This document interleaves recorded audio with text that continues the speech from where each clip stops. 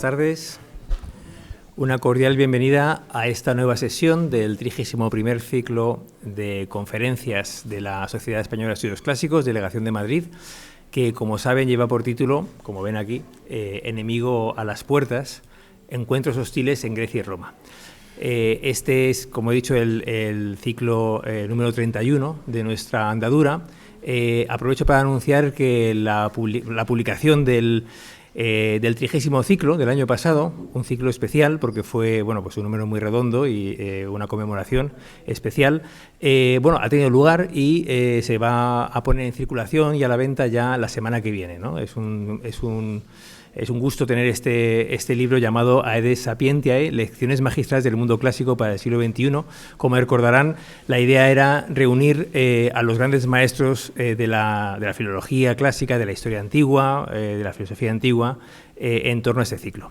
Pero bueno, vamos al ciclo que nos ocupa y a la conferencia de esta tarde. Tenemos el placer y el gusto de tener aquí a Alberto Pérez Rubio, que es doctor en Historia Antigua por la Universidad Autónoma de Madrid, donde también ha cursado la licenciatura en Historia y en Empresariales y un máster, mejor dicho, en Historia y en Ciencias de la Antigüedad, que es conjunto con la Complutense. Su tesis se tituló Coaliciones, Diplomacia y Conectividad en la Galia entre el 150 y el 50 a.C., una segunda edad de hierro en red. Y su línea de investigación principal es la antigüedad y la interacción en la antigüedad entre diferentes culturas. Hoy nos va a hablar de los galos, la interacción, como ven, no siempre amistosa con los romanos, ¿no? Más bien lo contrario, ¿no? Sobre todo se centra en los aspectos bélicos, que son lo que nos interesa más en este ciclo. Ha publicado numerosos artículos de investigación, de divulgación, forma parte del grupo de investigación Occidens de la Universidad Autónoma, donde es profesor honorario, y también querría destacar en su perfil su labor enorme, inmensa yo diría, para todos los aficionados a la historia militar, en la revista, en la editorial Desperta Ferro. Historia militar e historia antigua en general, historia también medieval. Como saben, la revista Desperta Ferro y su editorial lleva un número de publicaciones muy interesantes de todos los ámbitos, sobre todo de historia antigua, ¿no? Recuerdo libros estupendos como Amazonas, en fin, los libros de Adrien Mayor, los libros de Patricia González, en fin, está haciendo una labor muy muy meritoria en el campo de las ciencias de la antigüedad, ¿no? Yo creo que eso es un aspecto de su perfil que es muy interesante también destacar en esta presentación breve. No voy a citar más publicaciones ni más actividades para no robarle tiempo, que es lo que nos interesa, escuchar su ponencia de esta tarde, su conferencia que se titula El toque ensangrentado, Roma y los galos. Así que, Alberto, con nuestro agradecimiento de parte de toda la Sociedad de Estudios Clásicos, pues tienes la palabra. Pues, muchísimas gracias a ti y a la Sociedad Española de Estudios Clásicos por vuestra invitación al Museo de San Isidro, porque me hace realmente ilusión poder estar compartiendo con ustedes esta tarde y poder hablar sobre mi tema de investigación y de pasión también, que son cosas que suelen concordar, aunque no siempre, que es el mundo galo, el mundo céltico. Que, como bien has comentado, realmente tuvo largos siglos de contacto y de relación con Roma, la mayor parte de las veces tintados de sangre, matizados por la violencia, como veremos a continuación, pero no siempre. Como veremos a continuación también, esto tiene mucho que ver con la propia construcción romana de su imagen, su propia autopercepción y la construcción de su pasado y de su forma de ser. Seguro que a todos ustedes les suena la famosa frase «hay de los vencidos» o «vae victis», ¿no? en latín, y seguro que conocen la famosa anécdota del peso del rescate de Roma por Breno, ¿no? que Livio nos cuenta en este pasaje tan famoso. En el siglo IV a.C., en 390 según la cronología de Varrón, en el 387 según la cronología olímpica, la cronología griega, un grupo de galos, un contingente de galos, realiza una incursión en Etruria, ataca la ciudad de Clusio, quizá llamada por una facción clusina en su apoyo, y unos enviados romanos de la familia Fabia aparecen por allí, intervienen en la refriega y acaban matando, dando muerte a un líder galo. Esto provocó una reacción del contingente galo, que envió una embajada a Roma exigiendo reparación, exigiendo una compensación por ese ataque injustificado, siendo rechazados por Roma, que movilizó un ejército y marchó contra los galos, siendo estrepitosamente derrotados en la batalla del río Alia, en un día que se convirtió desde entonces en día nefasto en el calendario romano. Un día nefasto para la República. El ejército galo marchó en ese momento sin oposición contra Roma y se produce el famoso episodio del saco de Roma, magnificado luego por las fuentes posteriores que hablan de un saqueo de la ciudad y un incendio de la ciudad que la arqueología desmiente. No hemos encontrado prácticamente trazas de ningún incendio, no hay rastro de cenizas en los niveles de la primera mitad del siglo IV en Roma. Lo que las fuentes sí son unánimes es en la toma de Roma, lo encontramos en fuentes griegas casi coetáneas, como Aristóteles, por ejemplo, también, ¿no? Que hablan de que un ejército venido de Hiperbórea, del norte, tomó Roma.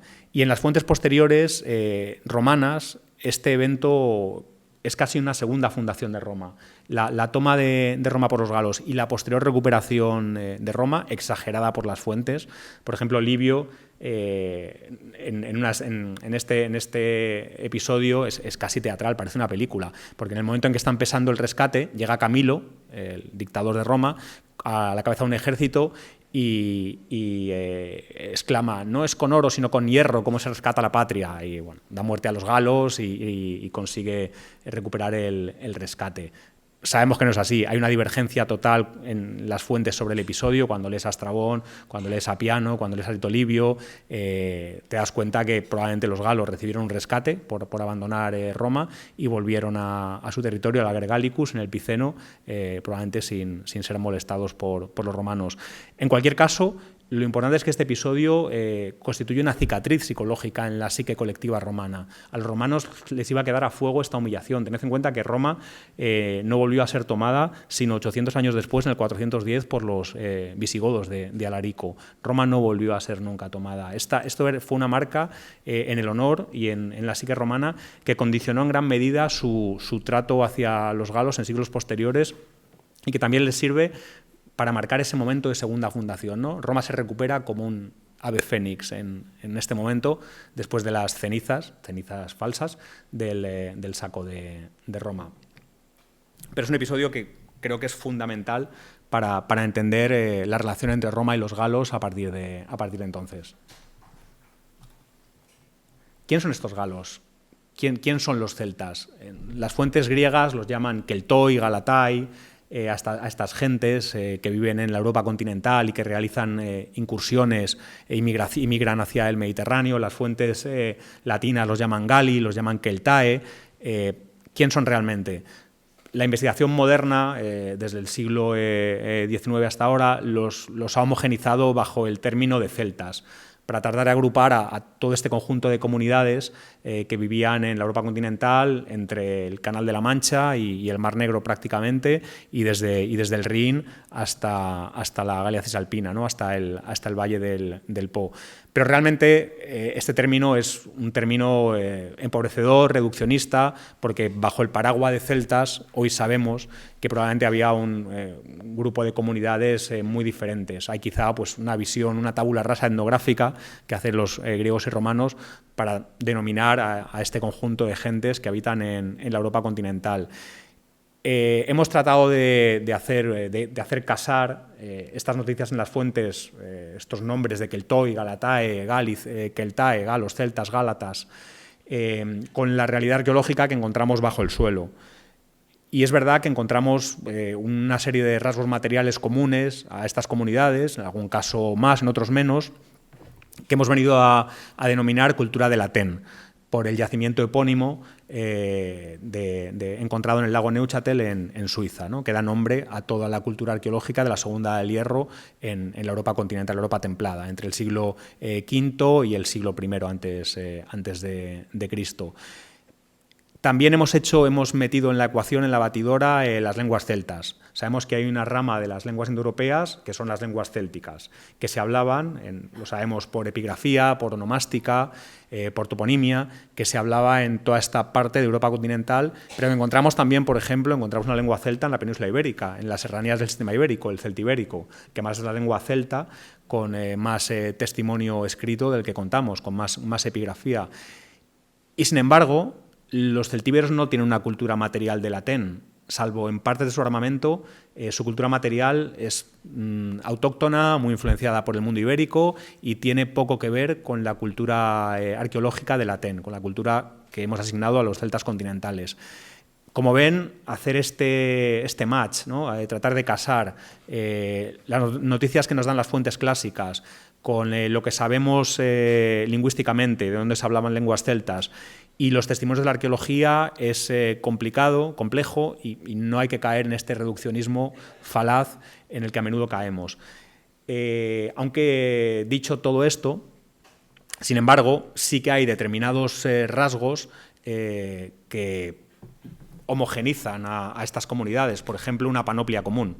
La panoplia de latén, la panoplia céltica, es prácticamente la misma desde el Canal de la Mancha hasta el Mar Negro, y va cambiando además en periodos muy concretos y muy rápidamente al ritmo de los eventos históricos y de manera síncrona y muy rápida a lo largo de todo este ámbito de la Europa continental. El ámbito que ven aquí rayado en rosa sería la zona donde la cultura arqueológica de Latén está más presente, con derivaciones que hemos marcado en ese rayado. Por ejemplo, en el noreste de la península ibérica, en la actual Cataluña, sabemos que está poblado por comunidades ibéricas, pero en cambio la panoplia, las armas que usan son de arengambre céltica, el escudo oval, las largas espadas, con lo cual ese cuadre entre cultura material, fuentes clásicas y lingüística, siempre hay que tomarlo con precaución. Pese a ello, como les digo, en esta comunicación yo sí que, mi punto de vista es que los observadores grecorromanos eran más avizores de lo que a veces la investigación moderna ha pensado, eran capaces de hacer definiciones etnográficas, dependiendo de los autores, evidentemente, y siempre tentándonos las vestiduras. Y cuando ellos hablan de gálatas, de celtas o de galos, sí que reconocen una serie de rasgos comunes que los permiten individualizarles como tales, sea la lengua, sea la panoplia, sea las formas sociales, sea la religión. Hay una serie de... Sin querer, como les digo, hacer tabula rasa ni una visión tremendamente homogeneizadora, pero creo que el observador grecorromano es capaz de identificar estas particularidades etnográficas. Cuando hablaré de celtas y de galos en esta comunicación, me referiré pues a todas estas comunidades que arqueológicamente podemos identificar con la cultura de Latén y que pueblan la Europa continental.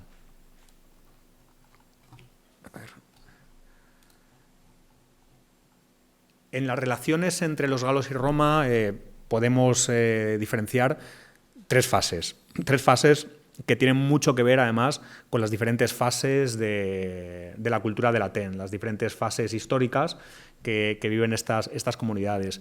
Y en este sentido, quiero revertir un poco la mirada. Inevitablemente miramos a los celtas, miramos a los galos desde las fuentes grecorromanas. Lo tenemos que mirar tintado con su visión muchas veces peyorativa que nos dan y sesgada. Metiendo la arqueología en la ecuación y tratando de dar una vuelta, mirar desde las dinámicas y desde los acontecimientos que se producen en la Europa continental, muy difíciles de rastrear porque son sociedades ágrafas, casi hasta la conquista romana, sin escritura. Las noticias sobre eventos históricos vienen sobre todo del mundo mediterráneo, pero tratando de casar eso con lo que vemos en el registro arqueológico sobre los cambios sociales que se producen a través de las necrópolis, a través del poblamiento, creo que podemos dar un giro a la perspectiva, mirar desde el lado galo, mirar desde el mundo celta, ¿no? Y no desde el mundo romano, que es como habitualmente siempre se mira. Y en este sentido, esta primera fase de contacto entre Roma y los galos se produciría entre el siglo VI y ese 390-387, que es la toma de Roma, ¿no? Y ya durante el siglo IV.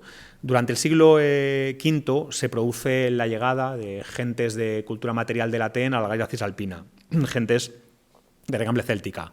Lo que las fuentes sintetizan en unos movimientos de población muy rápidos, con aportes de grupos galos que habrían atravesado los Alpes guiados por un mítico segoveso y habrían llegado al Valle del Po, probablemente fue un proceso mucho más paulatino, mucho más lento, con la infiltración de artesanos, de migrantes, de comerciantes. Sabemos también que hay migrantes galos que van a Italia. Plinio nos habla de Hélico, que es un artesano helvecio que fue a trabajar a Italia y que, según Plinio, provocó la invasión de los celtas porque volvió a la Galia con higos, con vino, con productos que en la Galia no existían y los tentó para que invadieran con aceite de oliva, para que invadieran Italia. Yo la verdad es que, conociendo la gastronomía yendo a los Alpes, entiendo que los galos quisieran invadir Italia, ¿no? Pero bueno, para que vean que hay noticias en las fuentes de que los contactos no son siempre violentos. Como les digo, hay una infiltración de grupos galos que crean además comunidades mixtas. Lo vemos en la zona de los Senones, en el Piceno, o en la zona de los Boyos, en el Valle del Po, porque vemos necrópolis con individuos que se entierran con ajuares funerarios guerreros de cultura del Atén, grandes espadas largas, cascos de hierro, pero vemos, por ejemplo, que sus esposas son probablemente nativas. Vemos grafitos con nombres en etrusco o en osco, y vemos culturas mixtas que ven tanto del mundo céltico como del mundo itálico. Los galos acaban instalándose, como les digo, en todo el norte de Italia, en lo que hoy sería la Lombardía y el Piceno, ¿no? Y la Emilia-Romagna, y van a desarrollar una cultura en gran medida muy agresiva, con incursiones reiteradas sobre sus vecinos del sur, para exigir rescates, como este que hemos visto de Roma, actuando como bandas mercenarias. Por ejemplo, concertados con Dionisio de Siracusa, van a atacar el puerto de Caere, van a atacar Pirgi también, y van a intervenir en el centro y sur de Italia con incursiones repetidas.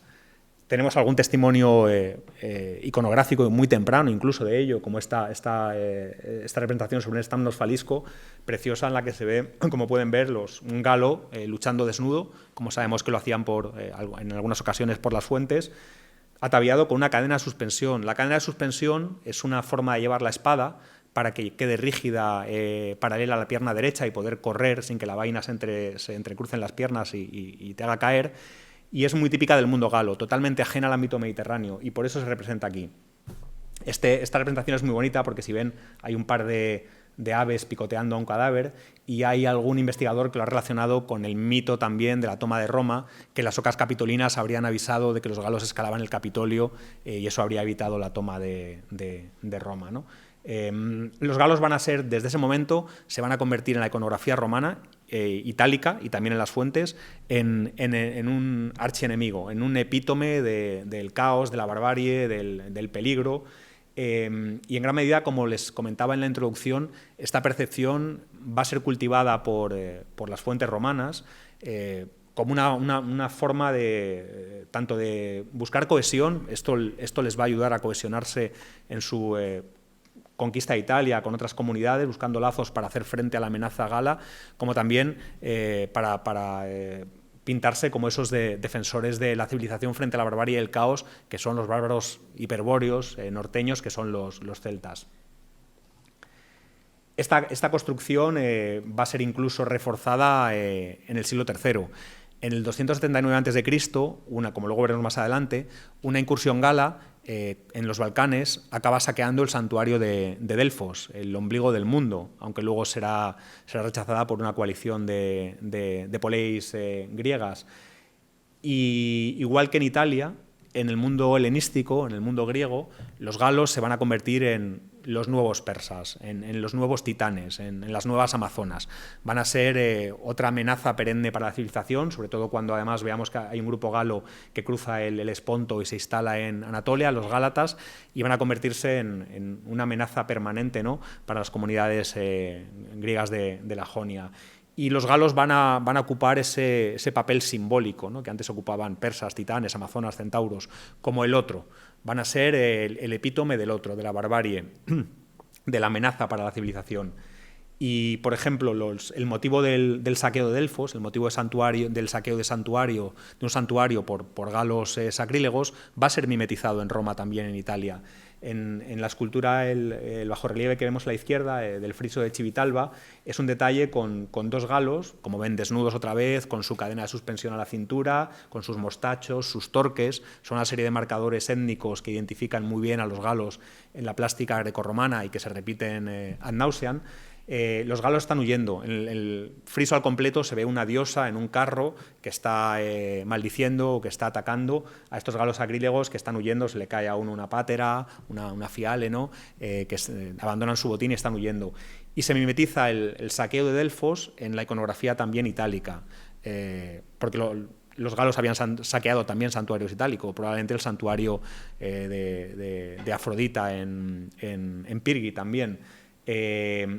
Y como les digo, iconográficamente van a ser muy recurrentes en la iconografía itálica. Vemos también en sarcófagos etruscos, las galatomaquias son muy abundantes también, muy influidas por la estatuaria pergamena, por la estatuaria minorasiática, que repite también el modelo del bárbaro gálata, y en el mundo etrusco también vemos urnas que celebran los hechos del finado, de su familia, defendiéndose frente a estos galos desnudos, como pueden ver, con el pelo ensortijado, con sus torques, ¿no? Con sus grandes escudos, con sus cadenas de suspensión. Realmente los galos dieron motivos para que toda esta construcción no nace ex nihilo, no es artificial, no nace porque tienen que buscar un hombre de paja, la historiografía romana o la iconografía itálica. Los galos, las comunidades galas asentadas como les digo, en el Piceno, al otro lado de los Apeninos, en Bolonia, en la Emilia-Romagna, durante el siglo IV van a realizar repetidas incursiones a las tierras allende los Apeninos, tierras ricas que prometían botín, donde las bandas guerreras galas podían realizar razias con relativa facilidad, y en un momento en el que Roma no es todavía la Roma del siglo III. Es una Roma que sí, acaba de anexionarse Veyes en el 390, ha crecido mucho territorialmente, pero todavía es una Roma que tiene muchos competidores en el mundo itálico. Todavía tendrá que bregar contra los samnitas en 3 guerras terribles, todavía tendrá que bregar con Tarento, y al que Pirro llamará en su ayuda. La Roma del siglo IV no es esa Roma omnímoda del III y del II. Y por eso esa capacidad de hacer frente al peligro galo va a ser tan realzada luego por las fuentes clásicas. Tenemos episodios en las fuentes que además probablemente están recogidos las historias familiares de las familias, de las gentes romanas, de los linajes romanos, y que se repiten, ¿no? Y que luego acaban llegando a nosotros, por ejemplo, en Livio. Conocemos varios casos de combate singular entre galos y romanos. El combate singular es algo muy propio del mundo galo, pero también es algo muy propio del mundo romano. Aunque en Roma siempre vemos la tensión entre disciplina y virtus, ¿no? Entre la disciplina, el coraje del grupo, y el coraje individual. En el siglo IV vemos muchos ejemplos de este combate heroico. Es una guerra todavía, quizá, donde el papel de los campeones, ¿no? Como en la vieja épica homérica, todavía es importante en la resolución de batallas, y sobre todo para insuflar moral al compañero o atemorizar al enemigo, pero también como ejemplo de esta propaganda aristocrática, ¿no? Y tenemos ejemplos muy bonitos en Livio, como por ejemplo el combate entre un galo enorme. Los galos en las fuentes romanas, como veremos, siempre son enormes, gigantescos. Es mucho mejor derrotar a un enemigo fuerte, valeroso, grande, que derrotar a un Chisgarabís, ¿no? Siempre es mejor vencer al Real Madrid que vencer al Alcoyano. Pues esto es algo similar.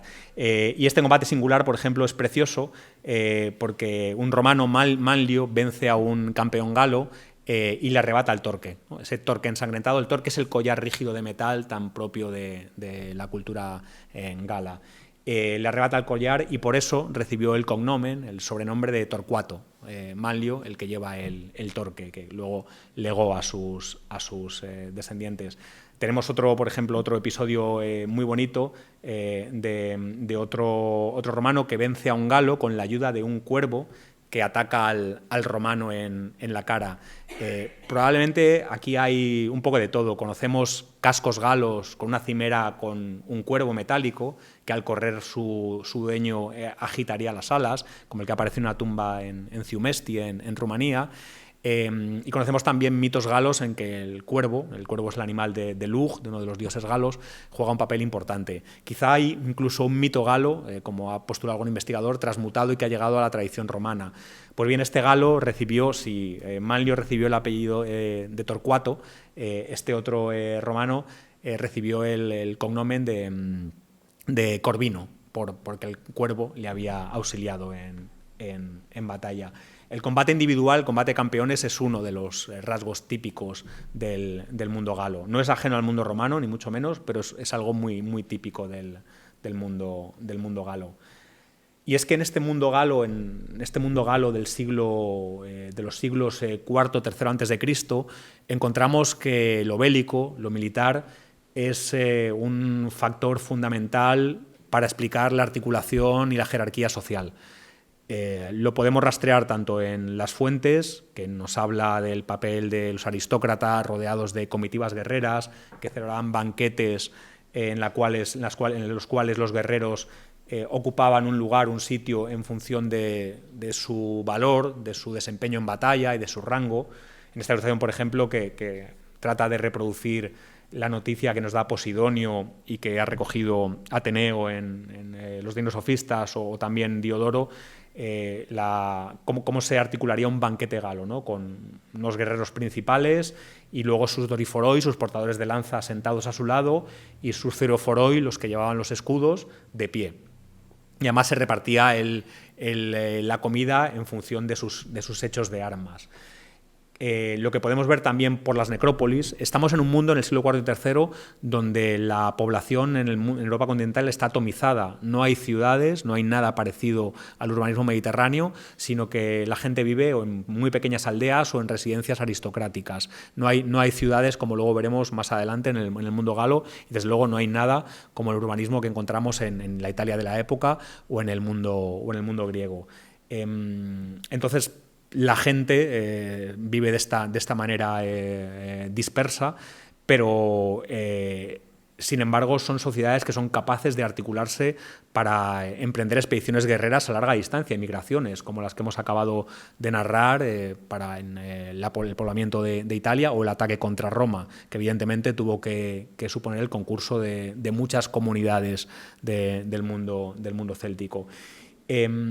Y fundamentalmente, para entender estas sociedades, además de las fuentes, que como les digo son posteriores y siempre sesgadas, tenemos el registro material, en este caso las necrópolis. Y vemos necrópolis donde se entierran grupos aristocráticos, a veces ordenadas alrededor de una tumba principal, con aristócratas que se entierran con carros de 2 ruedas, que son uno de los elementos fundamentales también de prestigio, de estatus en el mundo galo, con carros de 2 ruedas y siempre rodeados de sus armas. Conocemos muy bien la panoplia gala porque las armas están permanentemente presentes en las tumbas. A veces se ha comentado que la lectura crítica de las fuentes grecorromanas ha sobredimensionado lo bélico, el factor militar en las sociedades célticas. Pero cuando miras al registro arqueológico te das cuenta que probablemente no está sobredimensionado, porque son gentes que quieren ser recordadas en el otrora, en el más allá, por sus hechos de armas, se entierran con sus armas, son un elemento fundamental de identidad personal, pero también, como veremos ahora, de identidad colectiva.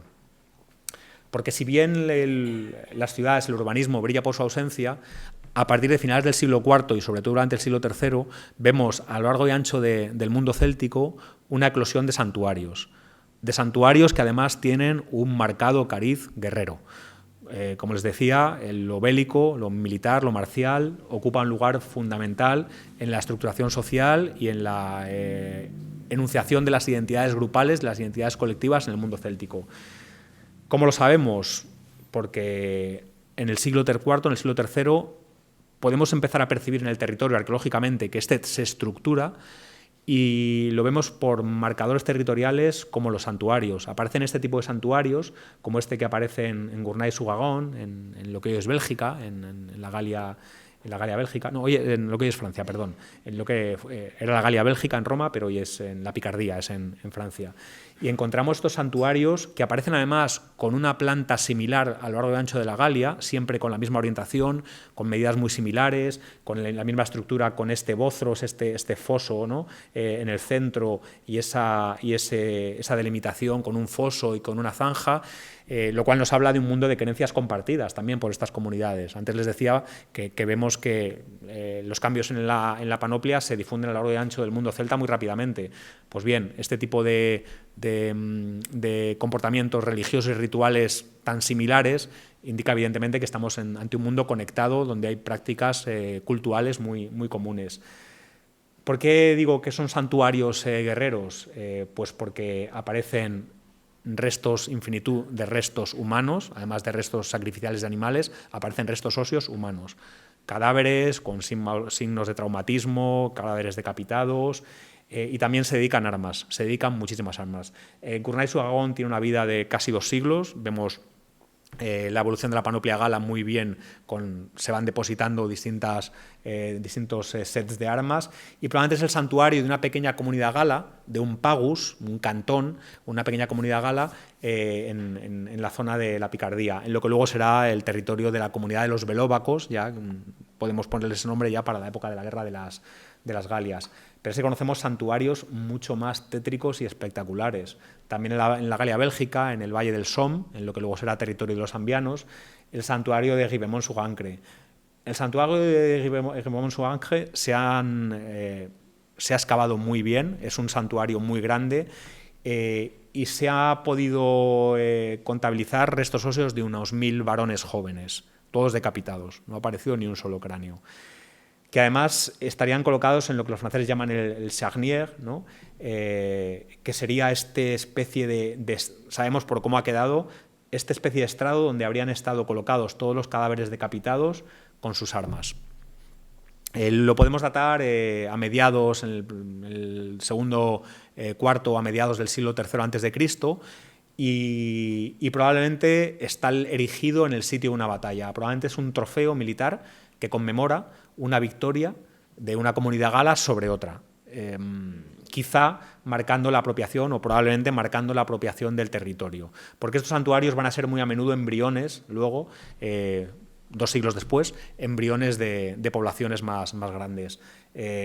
Como les digo, viendo este tipo de imágenes, la arqueología nos demuestra, creo que negar el carácter altamente militarizado y donde lo bélico jugaba un papel fundamental en el mundo galo, pues es vano, ¿no? Y es que los santuarios guerreros son fundamentales, como les digo, también en la articulación de la comunidad. No solo en la articulación territorial, porque se convierten en el foco de reunión de las comunidades circundantes, sino también a nivel político. Los santuarios van a contar con grandes explanadas, con pórticos, sabemos que celebraban banquetes, hemos encontrado elementos arqueológicos, restos de fauna, vajilla de homenaje de cocina, que nos demuestra que se producían grandes banquetes multitudinarios, se producían eventos de comensalidad, que servían para cohesionar a la comunidad.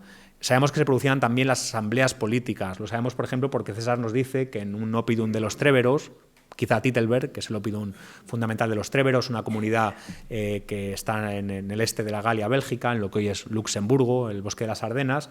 Sabemos que en el 54 a.C. se produce en un oppidum que nosotros podemos identificar con Titelberg, donde se ha excavado también un gran recinto de este tipo, con restos de banquetes y demás. Se produce lo que César llama el Armatum Concilium, la reunión armada.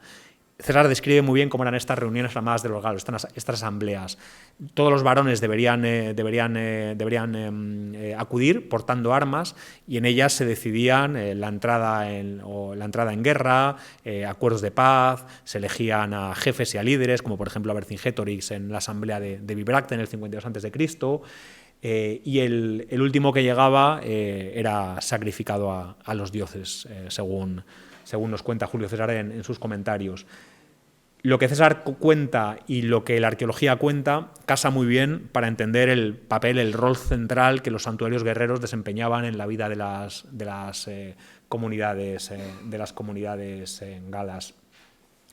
Una dimensión bélica que va a alcanzar su paroxismo en la siguiente fase que he querido marcar en esta cronología del mundo galo, que va desde el primer cuarto del siglo III a.C. hasta más o menos la primera década del siglo II, ¿no? Esos 100 años, largos. Y es que Polibio, un autor griego mediados del siglo II a.C., nos dice que parece que en esta época fue como si la Tigé, la fortuna, hubiera infundido una locura, un paroxismo bélico a los galos, porque sabemos por las fuentes que va a haber campañas bélicas, incursiones, razias, migraciones a lo largo y ancho del Mediterráneo. Los galos cisalpinos, los senones, los boios van a participar en la Tercera Guerra Samnita contra Roma, van a ser derrotados en la batalla de Sentino y van a ser exterminados por los romanos, que van a arrasar el Ager Gallicus a sangre y fuego. Según una de las fuentes, recuperando el oro que habían pagado los romanos en el 390 a.C. Antes les comentaba la divergencia de las fuentes, ¿no? Livio dice que Camilo lo recuperó, otra fuente nos dice que fue en este momento. Pero bueno, Roma va a arrasar el Piceno, va a fundar la colona de Rímini, de Ariminium, y va a expulsar de allí a los remanentes de los galos senones. No va a acabar la conquista de la Cisalpina, sin embargo. Esto pasará 100 años después. Y en paralelo, en los Balcanes, se producen grupos galos asentados en el Danubio, van a aprovechar todas las turbulencias que se producen en el mundo helenístico después de la muerte de Alejandro y durante la guerra de los Diádocos, y van a acabar invadiendo Macedonia y Grecia. Van a derrotar al efímero rey macedonio Ptolomeo Querauno, el Rayo, y le van a cortar la cabeza, una costumbre muy gala. Y van a acabar probablemente saqueando Delfos. Las fuentes tampoco son unánimes sobre si lo llegaron a saquear o no, pero probablemente lo saquearon porque una fuente, Diodoro de Sicilia, dice que Breno, el líder galo, se plantó ante las estatuas de los dioses en Delfos y se carcajeó, porque en la mentalidad gala no cabía que los dioses pudieran ser representados en forma humana. Esto es algo muy galo también porque el arte galo es muy anicónico, evita la representación, casi parece, ¿no? También casi parece arte musulmán medieval, ¿no? Evita la representación figurada, naturalista. Es un arte muy anicónico, muy simbólico. En este mapa vemos, creo que con las flechas que hemos indicado, es bastante elocuente de ese paroxismo bélico galo, ¿no? Las campañas en la Cisalpina, que luego tienen 50 años después, se renuevan. Una gran hueste gala en el 225 a.C. ataca Etruria, se dirige hacia Roma, una hueste compuesta por boios, tauriscos, ínsubros y galos transalpinos, mercenarios galos transalpinos, los gésatos, van a ser derrotados por dos ejércitos consulares romanos en Telamón, pero Polibio nos refleja muy bien el miedo que esto generó en Roma. Los romanos van a tener ese miedo perenne a que su ciudad vuelva a ser tomada por una horda gala. Y Polibio nos da una idea, por ejemplo, de la capacidad romana de respuesta, porque da un censo y nos dice que los romanos llegaron a plantearse reclutar 600.000 hombres. Era la capacidad máxima que las comunidades italianas aliadas de Roma podían reclutar en ese momento. Pero que se realizara esto que Polibio llama la fórmula, bueno, que es la fórmula Togatorum, este censo indica el miedo que generó otra vez la amenaza gala entre los romanos. Y en el este ya ven esos ataques contra Macedonia, contra Peonia, contra Tracia, con la instalación de grupos galos cerca de Bizancio, en lo que sea el reino de Tilis, con el cruce de grupos galos migrantes con mujeres y niños, ese cruce del Bósforo y del Esponto, y su instalación en la meseta Anatolia, en lo que es en Galacia, reviviendo también o generando ese miedo en el mundo galo que tendrá su espejo en el mundo romano, ¿no? Retroalimentándose para crear esa imagen del galo como el titán portador del caos. Y es que va a haber galos hasta en Egipto. O sea, sabemos por la tumba de Seti I, sabemos por las fuentes que hay mercenarios galos al servicio de los lágidas en Egipto, pero es que tenemos testimonios epigráficos preciosos, como en esta tumba de Seti I, donde 3 gálatas que sabían escribir, además, cosa rara entre los celtas, pero estos estaban alfabetizados y escribieron en alfabeto griego, que 3 gálatas estuvieron allí y cazaron a un zorrillo, que hemos querido reflejar en esta ilustración. Un testimonio epigráfico bonito, pero que nos muestra esa capacidad de los grupos celtas para desplazarse a lo largo y ancho del Mediterráneo. En el siglo III a.C., el antagonismo, la hostilidad entre Roma y los galos va a seguir tan viva como había estado en décadas anteriores. Y si bien habían sido humillados y derrotados en el 225, entre el 225 y el 222, después de Telamón, con campañas galas contra los boios y contra los ínsubros que los someten, fue una sumisión temporal. Porque en cuanto Aníbal en el 218 cruza los Alpes y llega al Po, los galos se pasan en masa al general púnico, al general cartaginés, y van a reforzar su ejército de manera significativa, participando en las sangrientas derrotas romanas del Tesino, de Trebia, como vemos aquí, aunque en Trebia las legiones romanas consiguieron romper el centro cartaginés formado por estos galos cisalpinos, y sobre todo van a participar en Canas, ¿no? Tomándose cumplida venganza contra los romanos que apenas 7 o 8 años antes les habían humillado. Los galos cisalpinos van a ser casi la columna vertebral del ejército púnico, o la carne de cañón más bien del ejército púnico, porque durante estos años van a proveer de reclutas a Aníbal para poder continuar su esfuerzo de guerra en Italia, cortado como tenía el general cartaginés sus bases de reclutamiento en la península ibérica. Pero como ven, los romanos tenían razones para temer y para odiar a los galos. Realmente era un odio recíproco, era una enemistad acendrada, ¿no? en centurias de conflicto. Todas estas décadas, estos siglos de contacto tan a menudo violento, como les estoy comentando, tienen su reflejo en la forma en la que los romanos veían a los galos y la forma en la que las fuentes grecorromanas nos han transmitido la imagen del galo. Y como les decía también al principio, por desgracia, la imagen del galo que tenemos es la de las fuentes grecorromanas. Aunque yo trato o estoy intentando darles la visión del otro, mirar desde el punto de vista galo, desde estos ojos del celta, inevitablemente estamos tintados por la visión iconográfica y escrita de las fuentes romanas. En esta descripción que Livio hace de los gálatas, a los que venció Gneo Manlio Vulso en el 189 a.C. en Anatolia, están bien reflejadas todos los clichés que Roma acuñó sobre los galos, ¿no? Gran estatura, cabellera larga y rojiza, amplios escudos, larguísimas espadas. Además, los cantos cuando entran en combate, los gritos, las danzas, el horrísono estruendo de las armas cuando golpean los escudos según una costumbre ancestral peculiar. Todo ello expresamente calculado para infundir pánico. Este párrafo es precioso porque, por una parte, nos da la imagen del galo que los romanos tenían y que en parte vemos refrendada también arqueológicamente. Esos largos escudos, esas largas espadas, las encontramos en el registro arqueológico.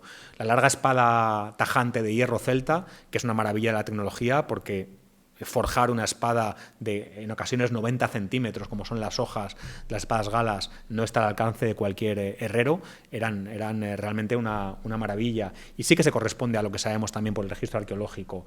Pero luego Livio hace hincapié en ese salvajismo, ¿no? En el horror, en el ruido, en el estruendo, todo es caótico, todo va contra el orden que tiene que ser Roma, que tiene que ser la civilización. Por una parte, esto sirve también para valorar al enemigo. Siempre en el discurso grecorromano los celtas están entre el héroe homérico, entre un ser que lucha en combate singular, de talla portentosa, de valor arrojado, pero luego un bárbaro caótico, inestable, y vano y fatuo, ¿no? Está entre ese doble discurso. Y eso lo vemos en la segunda parte de este párrafo también. Hablan de su temperamento ardoroso y de su furia ciega, pero también habla de sus cuerpos flojos, sus ánimos faltos de energía cuando la rabia se remansa, y que el valor romano supera siempre a la furia gala. Aquí hay muchas cosas, hay también concepciones etnográficas, ¿no? Las concepciones etnográficas clásicas pensaban que cuanto más al norte, los animales, la talla de los animales, pero también de los seres humanos, era también más grande, pero que también, al estar poco acostumbrados al calor, desfallecían mucho antes ante los esfuerzos prolongados. Esto lo comentan los romanos, las fuentes romanas recurrentemente. Hay una frase también que hoy sería poco políticamente correcta, creo que es de Livio también, que dice que los romanos eran más que hombres en la victoria, pero menos que mujeres en la derrota. Y lo que quiere decir es que realmente los galos eran vanos, eran fatuos, se dejaban llevar por la ibris, pero eran inconstantes, cuando venían mal dadas eran poco fiables. Es verdad que en las batallas entre galos y romanos vemos que muy a menudo los galos flaquean si el esfuerzo es sostenido.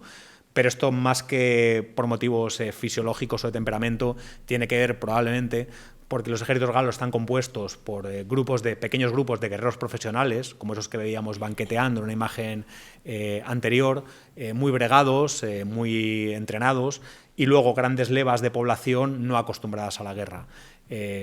En un modelo así, si la línea de campeones, de guerreros experimentados, falla, es bastante probable que la línea se quiebre, que el resto de combatientes acaben poniendo pies en polvorosa y dando la espalda al enemigo. De ahí esa caracterización de las fuentes romanas. En esta pugna entre Roma y los galos, que como les digo, forjó mucho del carácter romano y de la forma en la que ellos querían verse. En el discurso de las fuentes es perenne, ¿no? Roma como escudo, como defensora del orden y de la civilización frente al caos, y los galos como contrario, mostrando siempre eso. En esta pugna, el crecimiento político de Roma, que se convierte en la superpotencia mediterránea después de vencer la Segunda Guerra Púnica, después de inmiscuirse en los asuntos helenísticos y vencer a Macedonia, vencer a los seleucidas, conquistar la península ibérica, realmente Roma se convierte en el dueño incontestable del Mediterráneo. Y sin embargo hay un pequeño impasse. Después de las últimas campañas contra los galos cisalpinos en la década del 190 a.C., con la sumisión definitiva de la Galia cisalpina, hay, digamos, un pequeño impasse, unas décadas en las que hay contactos diplomáticos entre el mundo galo y el mundo celta. Sabemos de embajadas que se envían en uno y otro lado, sabemos de pactos. Los romanos, por ejemplo, pactan a mediados del siglo II ya con los eduos, una de las principales comunidades galas que están asentadas en lo que hoy es Borgoña. Y realmente el mundo galo cambia, además. El mundo galo cambia. Y llegamos desde mediados del siglo II a.C. a lo que hemos venido a denominar la época de los ópida. Un oppidum en el mundo galo. Por oppidum entendemos ciudades realmente, podemos hablar de ciudades, grandes enclaves protourbanos, fortificados, muy a menudo en lugares estratégicos, y que empiezan a surgir probablemente en el último cuarto del siglo II desde Cristo, que nos hablan de procesos de concentración de población, de articulación territorial, y durante todo el siglo II vemos un desarrollo de las comunidades políticas galas. Podemos hablar de que surgen estados primitivos galos, ¿no? Estados arcaicos. Pero es que el siglo II probablemente es un siglo de relativa paz en el mundo galo. Las ofrendas guerreras disminuyen, siguen muy presentes, pero disminuyen de alguna manera. Vemos que aparecen enclaves abiertos, enclaves urbanos muy extensos donde se comercia, donde hay grandes núcleos artesanos y que no cuentan con protección, lo cual nos habla probablemente de una situación de paz. Y vemos que la estructura social en Gala cambia. Quizás ese modelo anterior de incursiones, de guerra de rapiña, de conquista de botín, cambia. Lo vemos también en las necrópolis, cambian los patrones de posición de armas, y estamos en un momento donde la sociedad gala, lo militar sigue siendo fundamental en la enunciación de las identidades étnicas. Todos los etnónimos galos, la mayor parte de los etnónimos galos, hacen referencia a lo bélico. Los arvernos son los primeros escudos, los velóvacos son los más valientes, los nervios también son los más valientes. Los etnónimos de los pueblos galos hacen referencia al valor. Cuando alguien, en el propio nombre que se da, hace referencia a esto, nos está hablando de lo importante que tiene la enunciación de las identidades colectivas la guerra, ¿no? Pero pese a esto, como les digo, el siglo II probablemente es un siglo relativamente pacífico en el mundo galo, y de ahí que esa interacción con el mundo mediterráneo toma otros tintes. El comercio, por ejemplo, hace un boom, eclosiona. Empieza a llegar vino itálico por centenares, por miles, por millones de litros a la Galia. Hemos encontrado miles de piezas anfóricas en la Galia. Llega el vino, llega la vajilla de lujo. De alguna manera cambian las relaciones. El mundo galo, además, se ve sometido a presiones desde casi todas las esquinas. Del otro lado del Rin, comunidades de habla germánica empiezan a descender. Vemos que entre finales del siglo I a.C., segundo a.C. y comienzos del primero desaparecen los ópida de la ribera derecha del Rin, probablemente por la llegada de grupos germánicos. En el este, la expansión de los dacios presiona a los boios, que era una comunidad gala, homónima con los boios de la Cisalpina, instalada en lo que hoy es Bohemia y Moravia. Y sabemos que algunos grupos de boios incluso migran hacia Occidente, nos lo cuenta César, ¿no?, que se suma a la migración helvecio. Y sobre todo, pues desde el sur, Roma, la loba es insaciable y pone sus miras en la Galia, una Galia cada vez más rica, que ofrece un tentador botín. En las décadas finales del siglo II, entre el 125 y el 122, se producen campañas en lo que luego será la Narbonense, en la Galia Trasalpina, para asegurar el corredor entre Italia y la península ibérica. Y van a ser sometidas las comunidades de los salios y van a ser derrotados también los alóbroges y los arvernos, aunque los arvernos no serán conquistados. Pero será sobre todo 60 años después, será con el proconsulado de Cayo Julio César, cuando la confrontación entre Roma y los galos alcanza su punto culminante, su cenit y su final, por otra parte. Porque durante la serie de campañas entre el año 58 y el 52 a.C., Julio César va a someter a sangre y fuego la Galia. Sin ninguna razón, aunque él trata de justificarlo, él lo justifica siempre, si han leído el comentario de la Guerra de las Galias, alude a invasiones anteriores. Por ejemplo, en la década de los 20 también Roma había sido amenazada por la invasión de cimbrios y teutones, gente germano-célticas que habían recorrido, si ven esta flechita azul, habían recorrido buena parte de Europa y de la Galia para acabar invadiendo la Galia, Italia, tanto por el este como por el oeste, siendo derrotados por el tío de César, por Cayo Mario. César va a recordar esto y también la toma de Roma en el 390 para justificar sus campañas de agresión, que realmente lo que buscaban era enriquecerle para luego poder comprar electoralmente al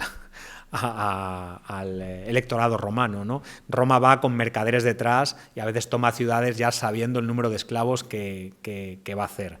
Entonces, bueno, emprende una serie de campañas a sangre y fuego por toda la Galia. Bien es cierto que también apoyado por comunidades galas. La Galia no era un mundo homogéneo, estaba dividido en muchísimas comunidades, lo que los romanos llamaban kiwitas, kiwitates, muy a menudo enfrentadas entre sí también. En este proceso de consolidación territorial se producen fricciones, se producen choques, se producen guerras. Tenemos, por ejemplo, que los seduos, aliados de Roma, pugnan con los sécuanos y los arvernos, y César va a aprovechar muy bien estas rivalidades, como luego Cortés, por ejemplo, hizo en México, va a aprovechar muy bien estas rivalidades para conquistar la Galia. No tan fácilmente como también se desprende de sus comentarios. En batallas como la del río Sabis contra los galos belgas, César estuvo contra las cuerdas. Consiguió revertir la situación, pero casi es derrotado en el 57 a.C. Y el punto final de esta confrontación va a ser la archiconocida batalla de Alesia. Como saben, César es también puesto contra las cuerdas por Vercingetorix, un joven líder arverno que reúne a la mayor parte de los pueblos galos en una enorme coalición. Incluso los seduos, inveterados aliados de Roma, se pasan a la coalición gala, y Vercingetorix va a reunir un gran ejército que va a derrotar a César en Gergovia, en un oppidum arverno, que además ha sido muy bien está siendo excavado, fue excavado por Napoleón III en su día y está volviendo a ser excavado y nos está arrojando material que en buena medida concuerda con lo que César cuenta en sus comentarios sobre su asedio.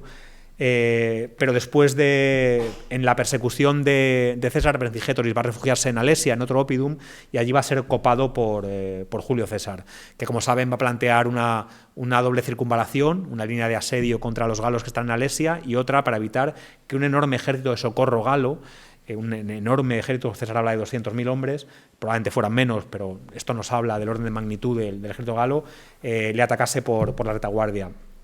Va a ser realmente, César va a vencer a los puntos. Lo que le dio la victoria fue realmente la falta de víveres para los sitiados, que hubieron de rendirse cuando él también estaba casi al borde de que sus tropas llegaran también a la inanición, a la falta de alimentos. Las campañas en la Galia no acabaron en el 52, aunque canónicamente lo queremos pensar así. En el 51 a.C.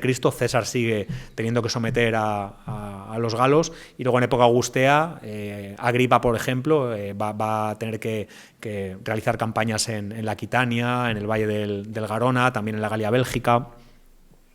Pero podemos decir que con la época de Octavio acaba la confrontación entre los celtas, entre los galos y Roma, y Roma va a nutrir las filas de sus ejércitos con auxiliares galos. Desde ese momento Roma va a reclutar entre todas las comunidades galas, ya desde antes, pero desde este momento ya de manera masiva, caballería, infantería, mucha caballería, porque los romanos eran además tremendamente inteligentes, sabían aprovechar las ventajas y las fortalezas que le daban los pueblos conquistados.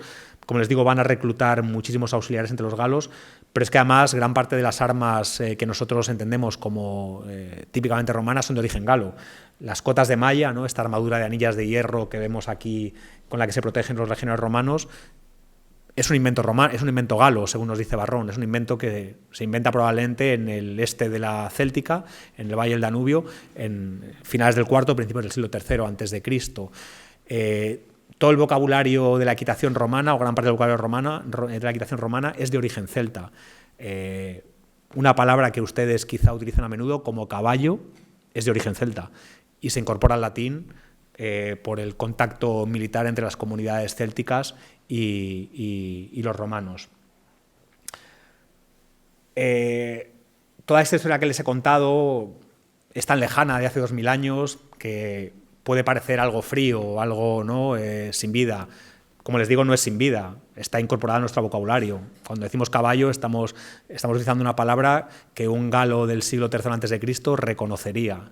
Pero además de eso, además de que esté vivo, hay que recordar que cuando hablamos de guerra estamos hablando de sufrimiento y de dolor, ¿no?, como estamos viendo, por desgracia, en Ucrania o en Palestina actualmente. El acercamiento a la violencia en el mundo antiguo no era el nuestro. Como les he dicho, ellos se vanagloriaban de ello, era una marca de virtud, tanto entre los galos, pero también entre los romanos. César no tiene ningún empacho en proclamar su victoria con estas acuñaciones. A la derecha vemos una gala cautiva llorando, con un carnix, una de esas trompetas teriomorfas, ¿no?, con el tímpano en forma de cabeza de jabalí, tan típica de los galos. Y a la derecha vemos un trofeo de armas galas con dos cautivos, con un hombre y una mujer cautivos, sentados y atados, maniatados, ¿no?, a la espalda. Simplemente acabar comentando que después detrás de todos estos siglos de combates, de guerras, lo que hay también es una historia de violencia. Y a mí, cuando leo la Guerra de las Galias, lo que últimamente cada vez más me encoge el corazón es saber que entre César y Vercingetorix, cuando César asedia a Vercingetorix en Alesia, para que a Vercingetorix le duren más los víveres, expulsa a todas las mujeres, niños y ancianos de la ciudad. Y César no les deja pasar al otro lado de las murallas. Y se quedan muriendo de hambre entre los galos y los romanos. O sea, que detrás de todas estas guerras, de todos estos héroes, de todos estos torques ensangrentados, de todos estos trofeos, lo que hay es muchísimo dolor de hombres, mujeres, niños, ancianos y en muchos casos de gente que probablemente veían saqueada su granja, su ciudad, sin comerlo ni beberlo. Por eso creo que también tenemos que reflexionar sobre ello, sin minusvalorar el papel que la guerra, que lo bélico tuvo en el mundo antiguo y tiene en la historia, porque creo que cerrar los ojos a ello es también vano, teniéndolo en cuenta, pero al mismo tiempo siendo conscientes de todo el dolor, de todo lo dramático que hay detrás. Y con esto ya acabo. Muchísimas gracias.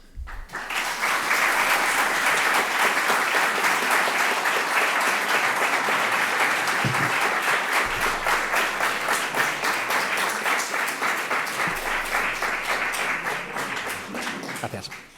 Muy bien. Bueno, muchísimas gracias, Alberto. ¿Me oye? Sí. Muchísimas gracias por esta magnífica conferencia. Ha subrayado muy bien, bueno, pues que tenemos las fuentes, sobre todo greco-romanas, ¿no? Y esta visión del otro es muy interesante para rescatar quiénes fueron los galos, los celtas, y entenderlos mejor, ¿no? Yo creo que ha quedado muy, muy claro. Tenemos algunos minutos para preguntas, bueno, pues no sé si alguien quiere formular alguna cuestión. Sí, hay una pregunta. ¿Sí? Pues yo quiero hacer una pregunta. Aquí en España se dice tradicionalmente que Galicia es una zona, yo creo, competida y sobre todo muy influenciada por la cultura céltica. Y me ha extrañado usted cuando ha hablado de la presencia en España de los celtas, creo que no ha citado Galicia. Me ha parecido, esa es mi pregunta. ¿Cómo se explica eso? Sí, realmente la investigación ya desecha que Galicia sea una región céltica.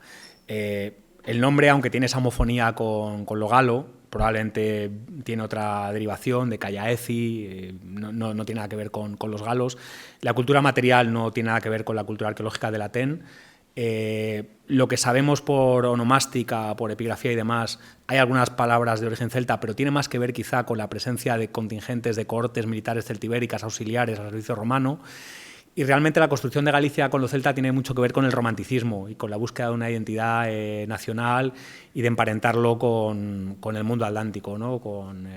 Es lo mismo que Gran Bretaña. Gran Bretaña, por ejemplo, sí que tiene una cultura material del Aten, sí que se habla celta, pero las fuentes romanas nunca dicen que los britanos sean celtas o galos. Y en el caso de Galicia, creo que ya, aunque en la cultura popular sigue viéndose como el epítome de lo céltico en España, los celtas en la península ibérica están en el sistema ibérico, son los celtíberos. Los galaicos forman parte de la órbita cultural atlántica y son otra cosa diferente. Muchas gracias. Bueno, sí, a mí me ha interesado mucho esta visión que es histórica, arqueológica. También querría preguntar un poco, a ver si nos puedes desarrollar este aspecto. Has hablado también algo menos de religión. A mí me interesa mucho la huella también de la mitología céltica, de las creencias. Yo creo que ahí sí que se puede ver, tanto en Galicia como en Bretaña, como en Irlanda, ¿no? Pero es una huella folclórica casi, ¿no? Como has dicho muy bien en el 19 y antes, ¿no? Porque pues no sé, desde el medievo, ¿no? El libro de las invasiones en Irlanda ya relaciona a Galicia con Irlanda, por ejemplo, ¿no? Es decir, la idea de que hay un trasfondo mítico legendario, los dioses Lugh, ¿no? El dios del brazo, la lanza de Lugh, el caldero de Dagda.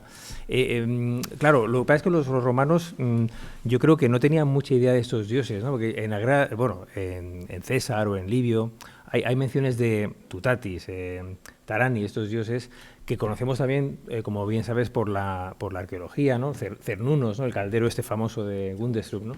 Que realmente, claro, luego esto se incorpora al acervo folclórico, los cuentos, por ejemplo, yo te proponía esta pregunta porque creo que parte de la visión del otro está en la mitología céltica que no tenemos por fuentes clásicas, sino por los cuentos, ¿no? Es muy difícil, obviamente, indagar en la mitología antigua de esta época histórica, en cuentos que son tradición folclórica de siglos, ¿no?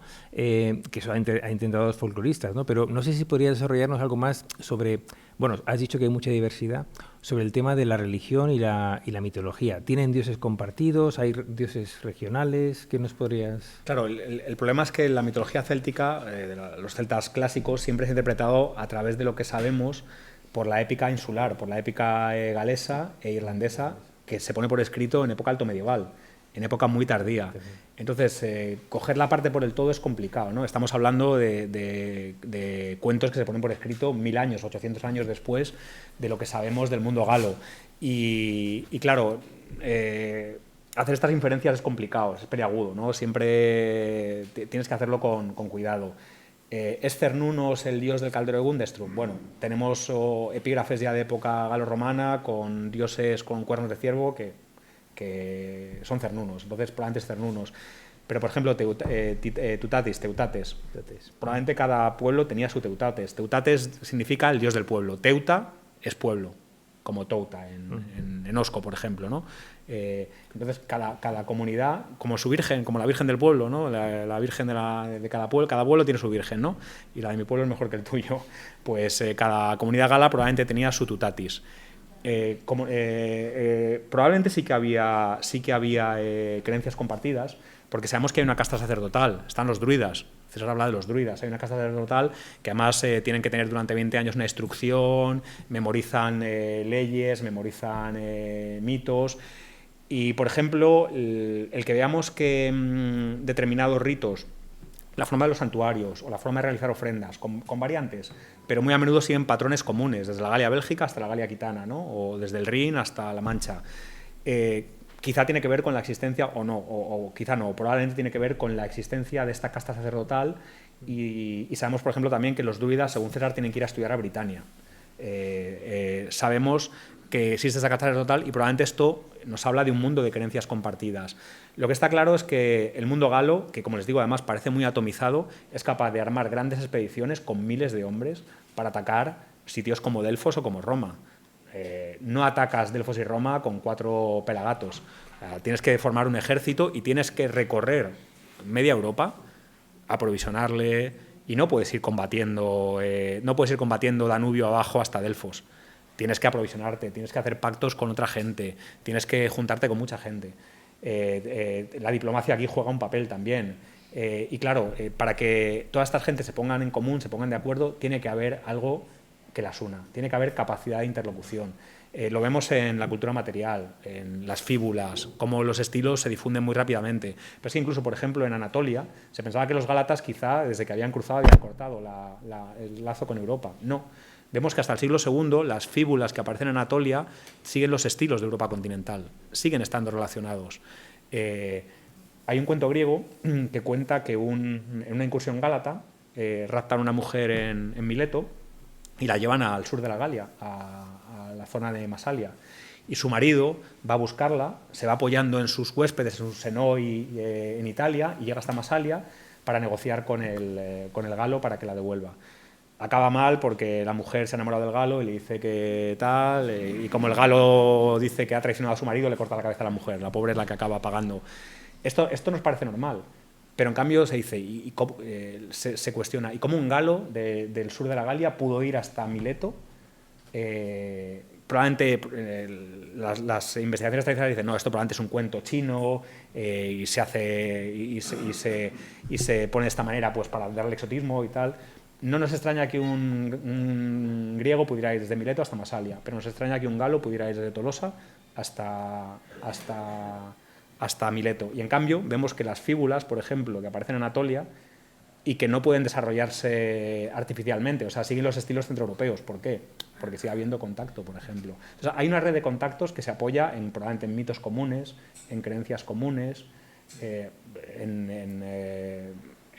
probablemente cosas como la toma de Roma con el ataque de Delfos forman parte de ciclos épicos que se repiten en la Europa continental, en el mundo galo, ¿no? Igual que la toma de Troya se convierte en un leitmotiv en el mundo griego, quizá la toma de Roma, es mi hipótesis y creo que se puede rastrear, se convierte en un leitmotiv en el acervo cultural. O sea que, respondiendo a tu pregunta, perdona que me enrollo más que Breno, respondiendo a tu pregunta, probablemente sí hay un acervo común, con particularidades, pero igual que hay en el mundo galo en el mundo griego particularidades, en el mundo itálico, particularidades, diferencias, pero también hay cosas comunes, desde luego. Lo que pasa es que rastrearlo desde la épica insular hay que tener cuidado siempre con eso. A nivel arqueológico, los torques serán distintos según las etnias. Y otra cosa, en los galos de Oriente también llevaban torques. Sí, por las representaciones iconográficas vemos que llevaban torques también. Por ejemplo, el Gálata moribundo, tan famoso, el Gálata Ludovisi. Hay muchos tipos diferentes de torques. En algunos casos, por ejemplo, los encontramos en el siglo IV y III en la Champaña, y aparecen en tumbas femeninas. Y sí que es un marcador étnico de esa zona, donde luego estarán los senones, un grupo de galos. Pero aparecen solo tumbas femeninas. Pero luego, realmente el torque es casi siempre patrimonio del héroe, del guerrero, del dios, del rey. Es un símbolo de estatus, de rango, es de oro habitualmente, y es casi patrimonio de eso, del guerrero, del héroe, del dios. No, hay épocas en las que es femenino, o sea, va cambiando, es un significado polisémico, no es siempre unívoco el significado. Hay una época en la que aparece en determinada zona, aparecen en tumbas femeninas también. Y luego será incorporado, que esto es también muy bonito, al mundo militar romano. Si os acordáis de alguna estela romana, como por ejemplo conocemos un cenotafio de un centurión muerto en Teutoburgo, los torques acaban ornando las armaduras romanas, ¿no? Como símbolo de valor, acaban siendo una condecoración romana. Y viene de aquí, viene de Manlio Torcuato, viene de los duelos con los galos. Pero en Galicia también aparecen muchos... Porque porque no solo son propios del ámbito galo, aparecen en la persa aqueménida, también aparecen torques, por ejemplo, en el mundo escita, en la Edad de Bronce aparecen torques. Es un ornamento común a muchísimas culturas, no es solo galo. Muy bien. ¿Alguna otra pregunta? Una última y nos vamos. A ver, sí.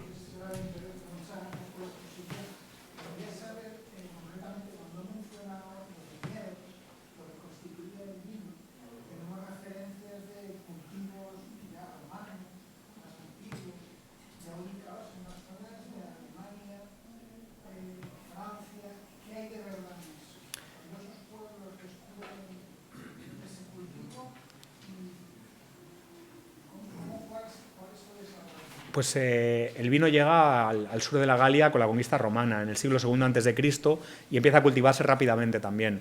El vino que llega principalmente es italiano al principio, es italiano, pero rápidamente lo sabemos por Cicerón, ya en época cesariana, época de Cicerón, ya se está cultivando vino en la Galia. O sea que de manera muy temprana introducen el cultivo del vino, de la viña. Muy bien, Alberto, pues muchísimas gracias de nuevo. Gracias. Y, en fin, pues despedimos con un aplauso. Gracias. Y nos vemos la semana que viene. Te relleno antes de que se me olvide. Sí, por favor.